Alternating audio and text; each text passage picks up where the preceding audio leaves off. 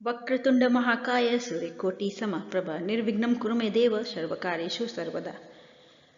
यहाँ पर हम श्रीमद् भगवद गीता का पाठ करने जा रहे हैं। गीता भली प्रकार मनन करके हृदय में धारण करने योग्य है।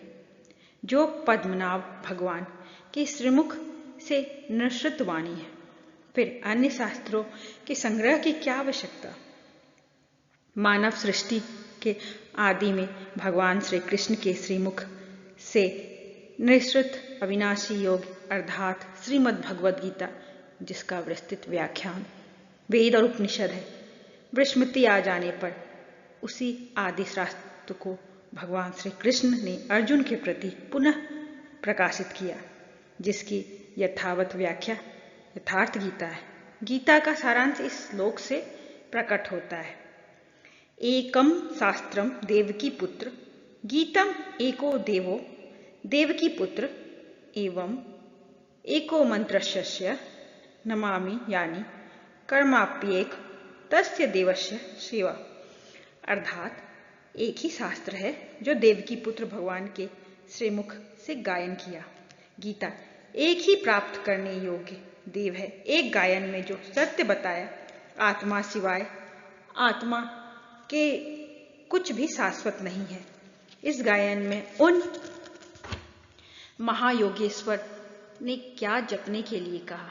ओम अर्जुन, ओम अक्षय परमात्मा का नाम है। उसका जप कर और ध्यान मेरा धर एक ही कर्म है। गीता में वर्णित परम देव एवं परमात्मा की सेवा, उन्हें श्रद्धा के से अपने हृदय में धारण करें। अस्तु आरंभ से ही गीता आपका शास्त्र रहा है। भगवान श्री कृष्ण के हजारों वर्ष पश्चात परवर्ती जिन महापुरुषों ने एक ईश्वर को सत्य बताया, गीता ने ही संदेशवाहक है।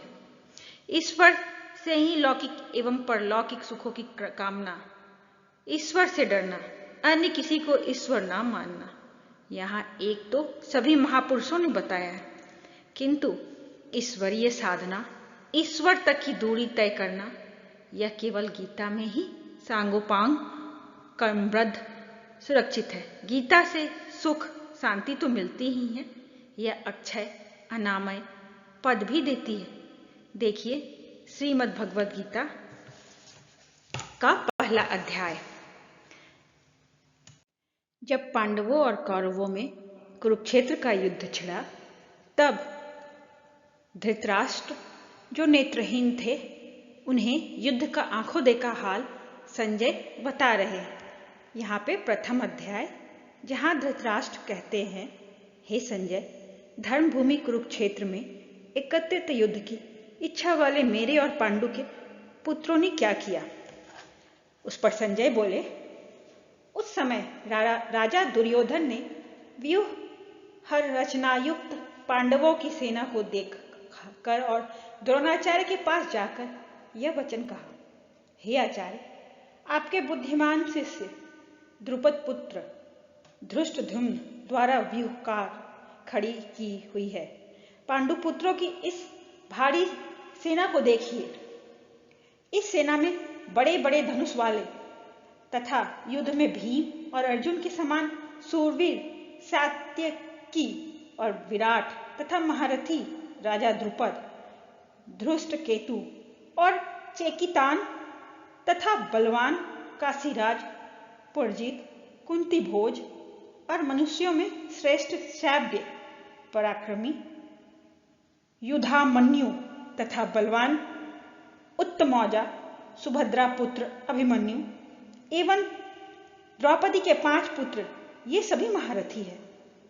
हे ब्राह्मण श्रेष्ठ, अपने पक्ष में भी जो प्रधान हैं, उनको आप समझ लीजिए। आपकी जानकारी के लिए मेरी सेना के जो सेनापति है, उनको बतलाता हूं।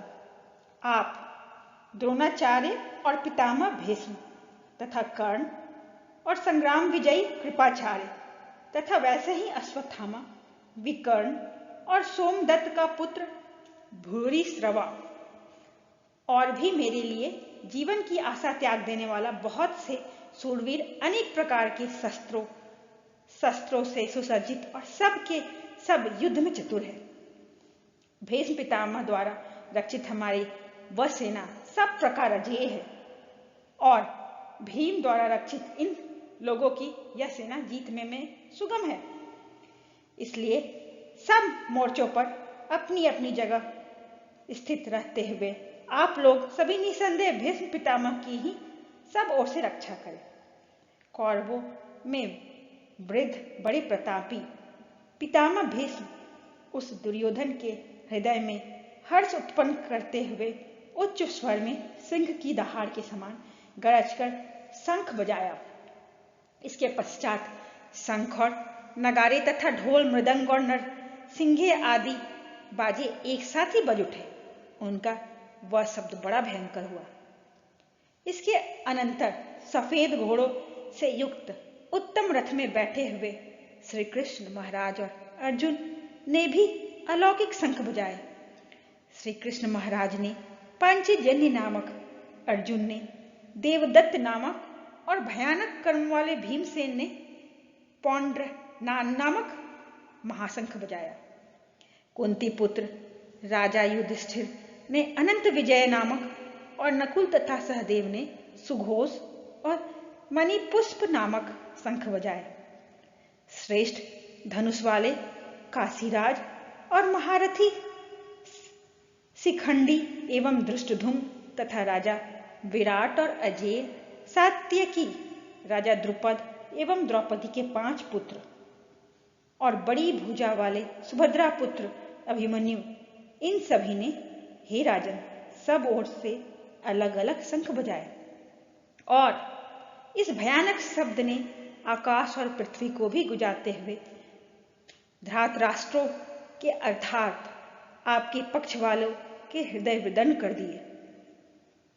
अर्जुन कहते हैं, हे राजन, इसके बाद कपिध्वज अर्जुन ने मोर्चा बांधकर डटे हुए धृतराष्ट्र संबंधियों को देखकर उस शस्त्र चलाने की तैयारी के समय धनुष उठाकर ऋषिकेश श्री कृष्ण महाराज से यह वचन कहा, हे अच्युत, मेरे रथ को दोनों सेनाओं के बीच में खड़ा कीजिए और जब तक कि मैं युद्ध क्षेत्र में डटे हुए युद्ध के अभिलाषी इन विपक्षी योद्धाओं को भली प्रकार देख लूं कि इस युद्ध रूप व्यापार में मुझे किन किन के साथ युद्ध करना योग्य है, तब तक उसे खड़ा के रखिए।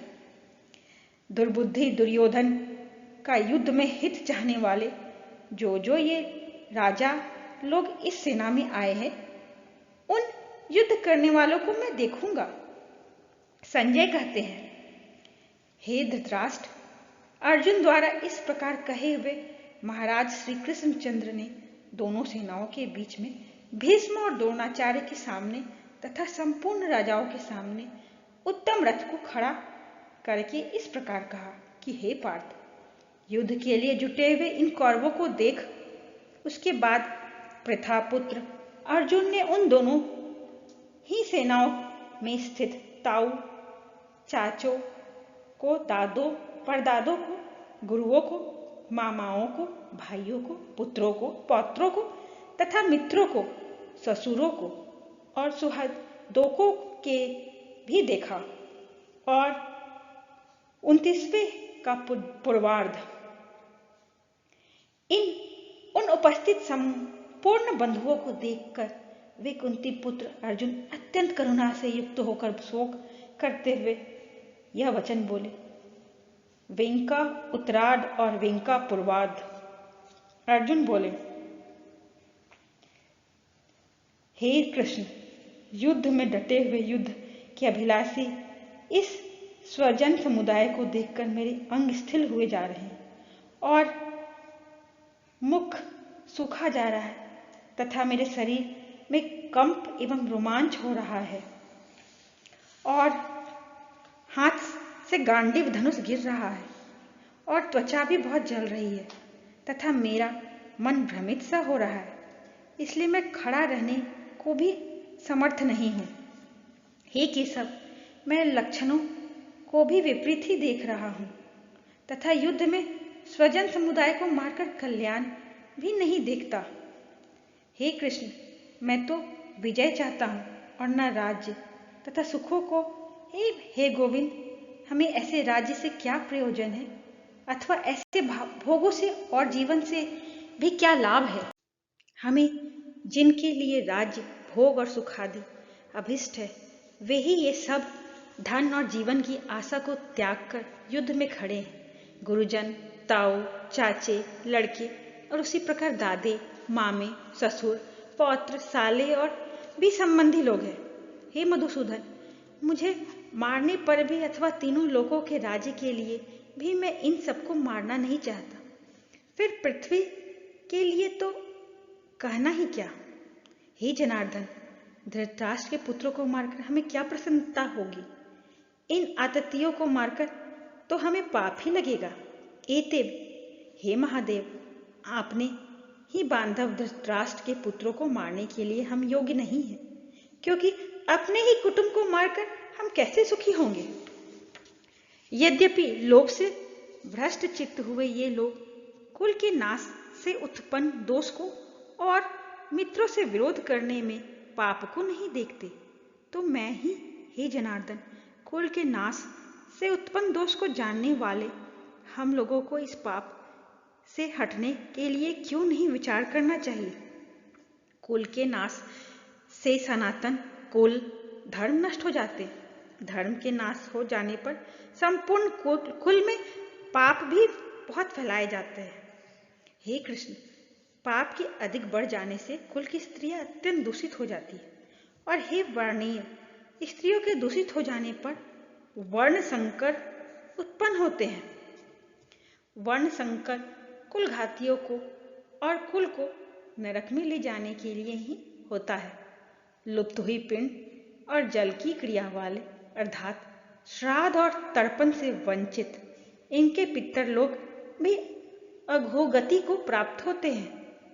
इन वर्ण संकर कारक दोषों से कुल घातियों के सनातन कुल धर्म और जाति धर्म नष्ट हो जाते हैं।